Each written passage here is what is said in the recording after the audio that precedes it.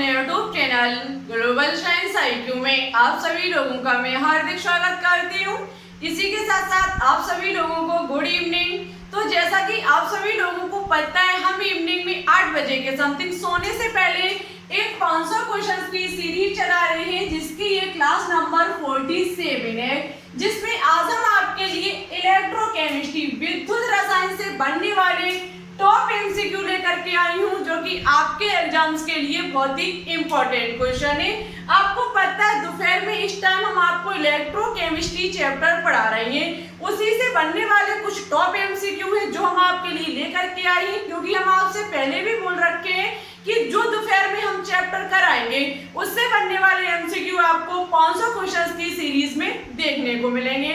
चलिए टाइम ना वेस्ट करते हुए बात करते हैं आज के फर्स्ट क्वेश्चन पर। आज का फर्स्ट क्वेश्चन है कि किसी भी इलेक्ट्रोड का इलेक्ट्रोड विभव निर्भर करता है। बहुत ही इंपॉर्टेंट क्वेश्चन है ये कि किसी भी इलेक्ट्रोड का इलेक्ट्रोड विभव निर्भर करता है धातु की प्रकृति पर, विलयन के ताप पर, विलयन की मोलरता पर, या फिर इन सभी पर। तो याद रखना, किसी भी इलेक्ट्रोड आपको पता है कैसे बनाया जाता है। हमें जिस धातु का इलेक्ट्रोड बनाना है उसको हमें उसी धातु की छड़ को लेना पड़ेगा और उसके विलयन में डुबोना पड़ेगा। जब हम जैसे कि हमें जिंक का इलेक्ट्रोड बनाना है तो हम जिंक की एक छड़ लेंगे और उसे उसी के विलयन में डुबो देंगे। जैसे कि इसका विलयन जिंक सल्फेट हो सकता है, ठीक है, हो सकता है क्या, जिंक सल्फेट जिंक का एक विलयन होता है, ठीक है।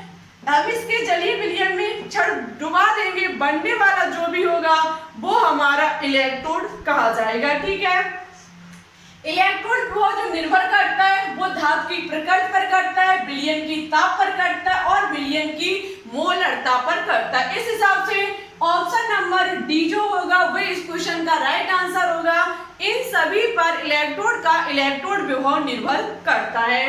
सेकंड क्वेश्चन है कि मानक हाइड्रोजन इलेक्ट्रोड का इलेक्ट्रोड विभव शून्य होता है क्योंकि। ये क्वेश्चन बहुत ही इंपॉर्टेंट क्वेश्चन है। आज दोपहर में हमने आपको मानक हाइड्रोजन इलेक्ट्रोड के बारे में पढ़ा है, जिसे शॉर्ट में SHE भी कहा जाता है, ठीक है। लिखा हुआ है हाइड्रोजन सरलता से ऑक्सीकृत हो जाता है, इसका इलेक्ट्रोड विभव केवल शून्य माना जाता है। या फिर हाइड्रोजन परमाणु पर केवल एक इलेक्ट्रॉन होता है, या हाइड्रोजन सबसे हल्का तत्व होता है। ऐसा क्या है जो हाइड्रोजन मानक हाइड्रोजन इलेक्ट्रोड का इलेक्ट्रोड विभव शून्य होता है। तो हम आपको बता देते हैं, इसका रीजन ये है कि इसका इलेक्ट्रोड विभव केवल शून्य ही माना जाता है। किस पर? मानक कंडीशन, जो उसकी मानक स्थिति होगी उस पर जो माना है हाइड्रोजन इलेक्ट्रोड का विभव होगा वो हमेशा शून्य माना जाता है, ठीक है। क्यों माना जाता है? क्योंकि हाइड्रोजन का मानक पर यदि हम लेंगे, मानक का मतलब है 1 बार या फिर 1 एटमॉस्फेयर। 1 एटमॉस्फेयर का मतलब वायुमंडलीय ताप, ठीक है। साथ ही साथ 298 केल्विन ताप या फिर 25 डिग्री सेल्सियस। 25 डिग्री सेल्सियस कमरे का टेम्परेचर होता है। एक बंद रूम का टेम्परेचर आपसे पूछ लिया जाए तो हमेशा याद रखना 25 डिग्री सेल्सियस होता है, ठीक है।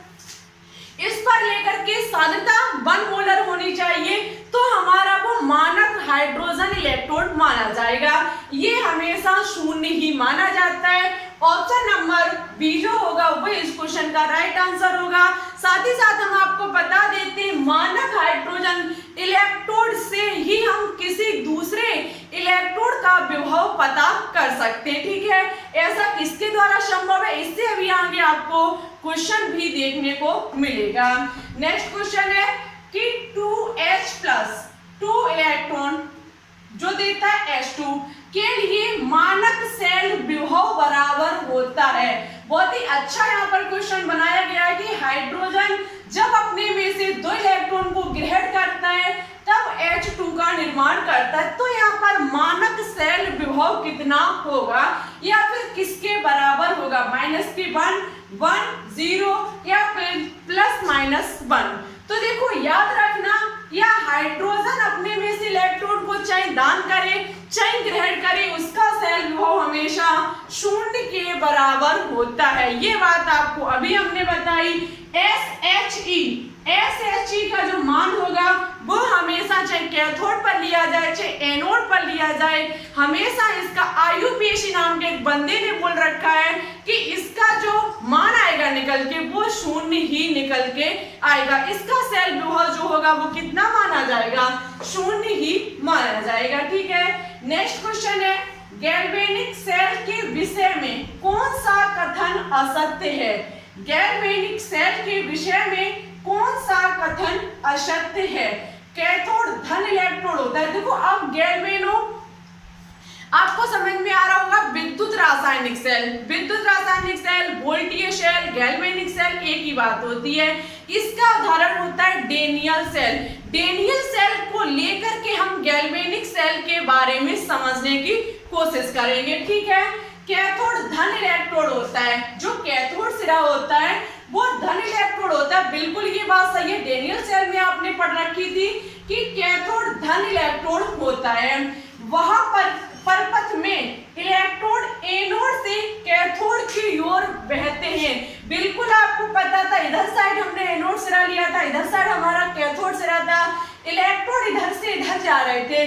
देखो आपको पता है इलेक्ट्रोड इधर से इधर भाग रहे थे। ठीक है, इधर से आपने देखा था इलेक्ट्रोड जिंक सल्फेट के विलयन में से निकल करके कॉपर सल्फेट के विलयन की तरफ भाग रहे थे। तो ये भी पॉइंट हमारा सत्य होगा। नेक्स्ट है कैथोड पर अपचयन होता है। बिल्कुल बात सही है, कैथोड सिरे पर अपचयन होता है, जबकि एनोड सिरे पर क्या होता है, एनोड सिरों पर ऑक्सीकरण होता है। कैथोड ऋण इलेक्ट्रोड होता है। बिल्कुल ये बात गलत है, लेकिन ये कथन जो ये यहाँ पर इस क्वेश्चन के हिसाब से देखा जाए तो ऑप्शन राइट होगा। इलेक्ट्रोड ऋण इलेक्ट्रोड होता है, बिल्कुल नहीं होता है। हमारा कैथोड जो होता है वो धन इलेक्ट्रोड होता है। ऑप्शन नंबर डी जो होगा वो इस क्वेश्चन का राइट आंसर होगा। चलिए अब बात करते हैं आज के नेक्स्ट क्वेश्चन पर। चलिए तो अब बात करते हैं नेक्स्ट क्वेश्चन पर। नेक्स्ट क्वेश्चन है कि एक गैल्वेनिक सेल में रासायनिक क्रिया द्वारा विद्युत ऊर्जा उत्पन्न होती है या फिर विद्युत ऊर्जा के द्वारा रासायनिक अपक्रिया होती है या फिर एनोड पर अपचयन होता है, कैथोड पर ऑक्सीकरण होता है। तो आपको पता होगा गैल्वेनिक सेल, विद्युत रासायनिक सेल, वोल्टीय सेल और गैल्वेनिक सेल एक ही बात होती है। यदि बात की जाए गैल्वेनिक सेल की तो इसमें रासायनिक क्रिया के द्वारा विद्युत ऊर्जा उत्पन्न होती है। जब हमारे किसी भी सेल में केमिकल रिएक्शन होगी, पहले उसके अंतर्गत केमिकल रिएक्शन होगी, उसके बाद हमें करंट की प्राप्ति होगी। ठीक है, ये हमारी जो होती है वो गैल्वेनिक सेल के अंतर्गत होता है। ऑप्शन नंबर ए जो होगा वो इस क्वेश्चन का राइट आंसर होगा। सेकंड क्वेश्चन जो इसका नेक्स्ट क्वेश्चन यहाँ पर लिखा हुआ है, ये क्वेश्चन बहुत ही इंपॉर्टेंट क्वेश्चन है। ऐसे ही क्वेश्चन आपके एग्जाम में इलेक्ट्रोकेमिस्ट्री से पूछे जाते हैं। लिखा हुआ है कि सेल Zn2+ में बदल रहा है और Cu2+ Cu के में बदल रहा है, के लिए मानक सेल विभव क्या होगा। आपको यहाँ पर मानक सेल विभव ई सेल से कहने का मतलब है E0 सेल का मान पूछा गया है। यहाँ पर आप देख सकते हैं जिंक Zn2+ में बदल रहा है। जिंक की यहाँ ऑक्सीकरण संख्या 0 है, जबकि यहाँ पर आकर के +2 हो गया। कहने का मतलब है ऑक्सीकरण संख्या में वृद्धि हुई, जिंक का यहाँ पर ऑक्सीकरण हुआ है। ठीक है, जब भी कॉपर की बात की जाए तो कॉपर 2+ से 0 में जा रहा है, तो यहाँ पर इसका अपचयन हुआ है, मींस ऑक्सीकरण संख्या में कमी है तो इसमें अपचयन हुआ है। आपको पता है, आपको ई सेल का मान पूछा गया है। E0 सेल का मान ज्ञात करने के लिए आपको E0 कैथोड माइनस की E0 एनोड फॉर्मूला लगाना पड़ेगा। आपको पता है चाहे कैथोड सिरा हो चाहे एनोड सिरा हो, आपको हर जगह अपचयन ही लेना होगा।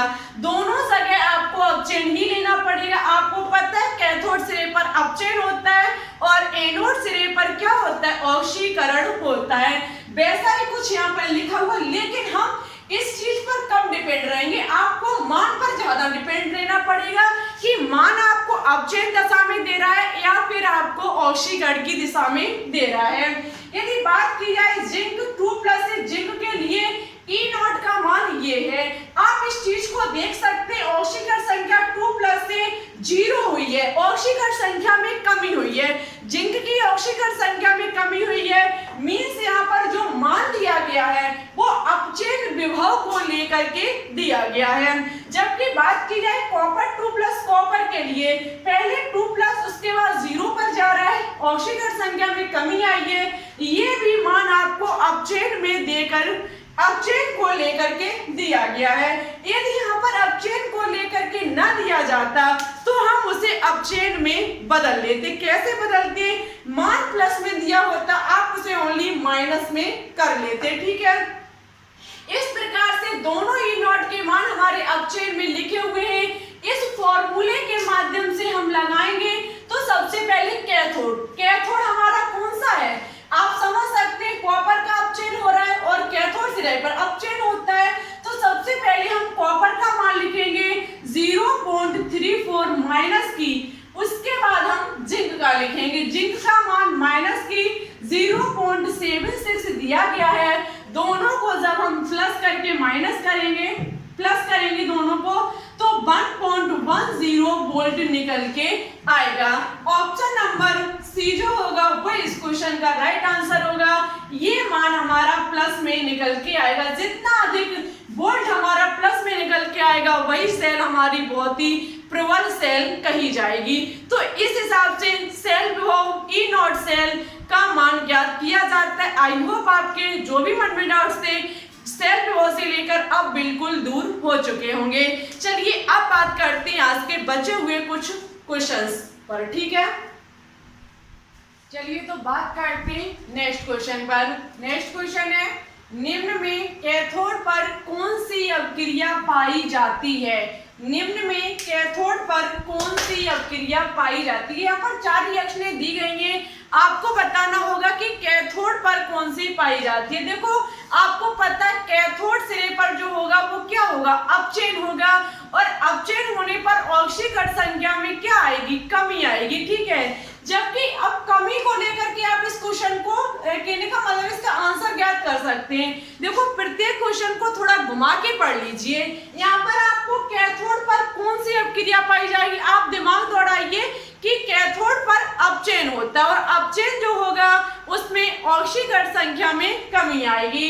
ऑक्सीकरण संख्या में प्लस की 2 है Fe की, लेकिन यहाँ पर जाकर के प्लस की 3 हो रही है, मींस अधिकता हो रही है, तो ये हमारा ऑप्शन राइट नहीं होगा।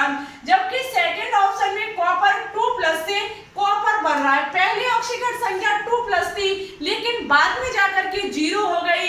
इस क्वेश्चन का ऑप्शन नंबर बी जो होगा वो राइट आंसर होगा।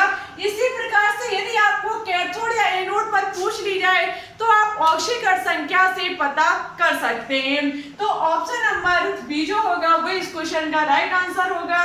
नेक्स्ट क्वेश्चन है, डेनियल सेल में एनोड पर कौन सी प्रक्रिया संपन्न होती है? ऑक्सीकरण, अपचयन, ए व बी दोनों, या फिर इनमें से कोई नहीं। डेनियल सेल पर एनोड सिरे पर पूछ रहा है। आपको पता है एनोड सिरे पर ऑक्सीकरण होता है, वो भी किसका? जिंक का। डेनियल सेल में कॉपर और जिंक लिए जाते हैं। जिंक आपका जो होता है वो एनोड सिरे पर काम करता है, जिसका होता है ऑक्सीकरण। ऑप्शन नंबर ए जो होगा वो इस क्वेश्चन का राइट आंसर होगा। नेक्स्ट क्वेश्चन है, आप लोगों के क्वेश्चन थे कि डेनियल सेल से किस प्रकार के क्वेश्चंस बनते हैं, तो देख लीजिए डेनियल सेल से ऐसे क्वेश्चंस आपके एग्जाम में बन सकते हैं। नेक्स्ट क्वेश्चन है, किस सेल में लवण सेतु की आवश्यकता नहीं होती है? किस सेल में लवण सेतु की आवश्यकता नहीं होती है? गैल्वेनिक सेल में, विद्युत रासायनिक सेल में, वोल्टीय सेल में, या फिर विद्युत अपघटनीय सेल में? तो हम आपको बता देते हैं जिस सेल में लवण सेतु का प्रयोग नहीं किया जाता है वो विद्युत अपघटनीय सेल होता है। क्वेश्चन एग्जाम में पूछा जा सकता है कि लवण सेतु के दोनों किनारों पर भरा हुआ कौन सा जेल होता है, तो वो उसका नाम होता है, ये भी पॉइंट आप याद रखें। लवण स्थित के बारे में पूछा जा सकता है, इसके दोनों हिस्सों पर भरा हुआ जेल कौन सा होता है, तो वो हमारा अगार अगार जेल होता है। ठीक है, आज का नेक्स्ट और लास्ट क्वेश्चन है कि अन्य इलेक्ट्रोड का इलेक्ट्रोड विभव मापने के लिए किसका प्रयोग किया जाता है। अन्य इलेक्ट्रोडों का इलेक्ट्रोड विभव मापने के लिए किसका प्रयोग किया जाता है। मानक हाइड्रोजन इलेक्ट्रोड का, मानक ऑक्सीकरण विभव का, मानक अपचयन विभव का। इस क्वेश्चन का कौन सा ऑप्शन राइट होगा आपको हमारे कमेंट बॉक्स में कमेंट करके बताना होगा। यदि आज आपने दोपहर वाली क्लास को अटेंड किया होगा तो इसका आंसर 100% दे लेंगे। इसी के साथ साथ वीडियो अच्छी लगे तो लाइक करें, दोस्तों के साथ शेयर करें, और हमारे चैनल पर न्यू हो तो प्लीज इसे सब्सक्राइब करके बेल आइकन को प्रेस ऑल पर क्लिक कर लें, जिससे हमारी अन्य आने वाली वीडियो के नोटिफिकेशन आपके पास सबसे पहले पहुंच सके। ठीक है, और अब आपको आज हमने 500 क्वेश्चंस की सीरीज चला दी। कल आपको जो इवनिंग में क्लास मिलेगी वो ऑर्गेनिक केमिस्ट्री की मिलेगी। एक दिन 500 क्वेश्चंस की सीरीज, एक दिन ऑर्गेनिक केमिस्ट्री कराई जाएगी, जिससे आपकी ऑर्गेनिक केमिस्ट्री भी कंप्लीट हो जाए ना, ऑर्गेनिक केमिस्ट्री फिर पीछे रह जाएगी और आपका सीपी नेट का एग्जाम बहुत ही जल्द आने वाला है। ठीक है, चलते चलते एक बार फिर से चैनल पर न्यू हो तो प्लीज इसे सब्सक्राइब करके बेल आइकन को प्रेस ऑल पर क्लिक जरूर कर लें, क्योंकि हम केमिस्ट्री का इसी प्रकार से कंटेंट आपके लिए लाते रहेंगे हमेशा। चलिए ज्यादा कुछ ना कहते हुए, thanks for watching this video. जय हिंद, जय भारत।